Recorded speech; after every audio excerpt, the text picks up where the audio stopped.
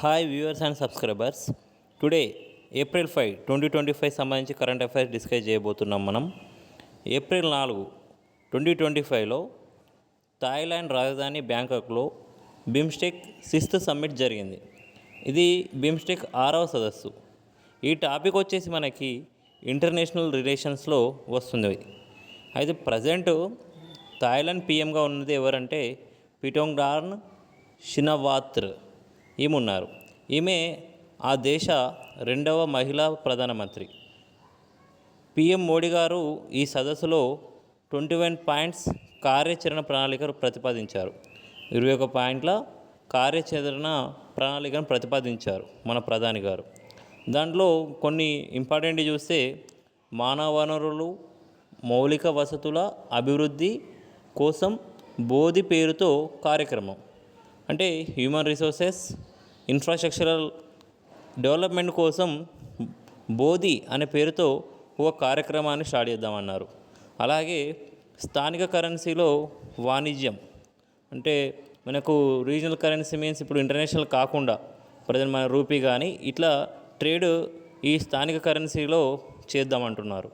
ఆ తర్వాత విపత్తు నిర్వహణకి సహకరించేందుకు దోహదపడేలా BIMSTEC centre of excellence for disaster management, ఇది డిజాస్టర్ మేనేజ్మెంట్ సంబంధించి ఎక్సలెన్స్ సెంటర్ని మనకు ఇండియాలో ఏర్పాటు చేయాలి అని మన పిఎంగా ప్రతిపాదించారు. అయితే ఈ సదస్సులో బంగాళాఖాతం ప్రాంతంలో భద్రత సమ్మిళితత్వం వెరసిల్లేందుకు బ్యాంకాక్ విజన్ 2030 అని సభ్య దేశాలు ఆమోదించాయి. సో ఇది బ్యాంకాక్ విజన్ 2030. దీంట్లో ఉన్న 7 మెంబర్స్ అప్రూవ్ చేశాయన్నమాట. అయితే బిమ్స్టెక్ ప్రజెంట్ అయితే థాయిలాండ్ దేశం ఆతిథ్యం ఇస్తుంది కదా. సో నెక్స్ట్ బిమ్స్టెక్ తదుపరి అధ్యక్ష బాధ్యతలను బంగ్లాదేశ్కి థాయిలాండ్ అప్పగించింది. అంటే నెక్స్ట్ బిమ్స్టెక్ అధ్యక్షత వహించేది బంగ్లాదేశ్ అన్నమాట. ప్రముఖ హిందీ నటుడు, అయితే నెక్స్ట్ చూస్తే మనకి ప్రముఖ హిందీ నటుడు, డైరెక్టర్, దర్శకుడు మనోజ్ కుమార్ చనిపోయారు.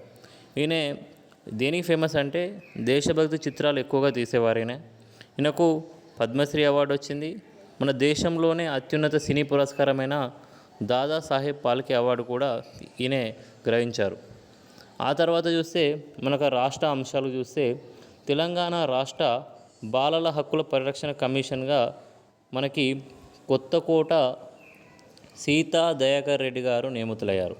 ఇది తెలంగాణ రాష్ట్ర బాలల హక్కుల పరిరక్షణ కమిషన్ చైర్మన్గా. అయితే దీంట్లో మెంబర్స్ వచ్చేసి టోటల్గా ఈ మనకి నిర్మాణం వచ్చేసి 7 మెంబర్స్ ఉంటారు. దాంట్లో ఒక చైర్మన్, 6 మెంబర్స్ ఉంటారు. మనకు చైర్మన్గా అయితే కొత్తకోట సీతా దయాకర్ రెడ్డి గారు నియమితులయ్యారు. అయితే మెంబర్స్ వచ్చేసి అపర్ణ గారు, సరిత, ప్రేమలత అగర్వాల్, వచన్ కుమార్, చందన, వందన గౌడ్. సో వీళ్ళు మెంబర్స్గా నియమితులయ్యారు అన్నమాట. వీరి పదవీకాలం చూసుకున్నట్టయితే చైర్మన్ పదవీకాలం 3 years లేదా 65 years, అంటే ఏది ముందుగా అయితే అది. అయితే 3 years ముందుగా అయిపోతే 3 years, లేదు వాళ్ళకి 65 ఏళ్ళు తొందర వస్తుందంటే వాళ్ళ ఏజ్ 65 years అట్లా అన్నమాట. అదే మెంబర్స్కి చూస్తే 3 years ఆర్ 60 years. సో వీళ్ళకి 60 years ఉంది, చైర్మన్గా 65 years. నేషనల్ కూడా ఇంతే. నేషనల్ కూడా మనకి కమిటీలో 7 మెంబర్స్ ఉంటారు. వాళ్ళు కూడా చైర్మన్ పదవీకాలం కూడా 3 years ఆర్ 65 years ఉంటుంది. మెంబర్స్ పదవీకాలం కూడా 3 years ఆర్ 60 years ఉంటుంది. ఇది అయితే మనకి నేషనల్ చైల్డ్ ప్రొటెక్షన్ కమిటీ చూసుకుంటే మనకి అంటే జాతీయ బాలల హక్కుల పరిరక్షణ కమిషన్ చూసుకుంటే మనకి చైర్మన్గా ప్రజెంటు ప్రియాంక కనుంగో గారు ఉన్నారు. ఇది నేషనల్లో. ఆ తర్వాత చూస్తే మనకి ఇది కూడా ఒక అంతర్జాతీయ సరిహద్దు గ్రామాల అభివృద్ధికి ఉద్దేశించిన పథకం ఇది. అదేంటంటే వైబ్రెంట్ విలేజ్ ప్రోగ్రామ్, వివిపి. ఇది యాక్చువల్గా మొదటి దశ పూర్తయింది. ప్రజెంట్ 2వ దశకి కేంద్రం ఆమోదం తెలిపింది. దీనికి 6,839 కోట్లు కేటాయించారు. ఇది ఎందుకు అంటే బార్డర్స్ ఏరియాస్లో మనకి విలేజెస్ని డెవలప్ చేయడం దీని ఉద్దేశం అన్నమాట. దీంట్లో వచ్చేసి మనకి బార్డర్ ఉన్న స్టేట్స్ అన్నీ యూటీస్ ఉంటాయి.